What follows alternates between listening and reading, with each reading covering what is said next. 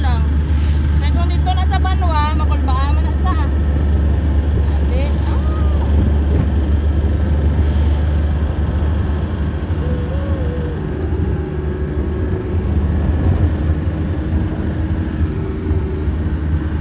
enjoy. Enjoy gid sa kung sa bakasyon niya. First time sa bakasyon na enjoy siguro si Yumi ay. Pirang kulay kami 6 years ago, di ba? Christmas to, di ba dang? Oo. Okay, 1 week lang to yung wait kami na Bulago to yung wait ko niya. So kung siya nag-enjoy sige bakasyon.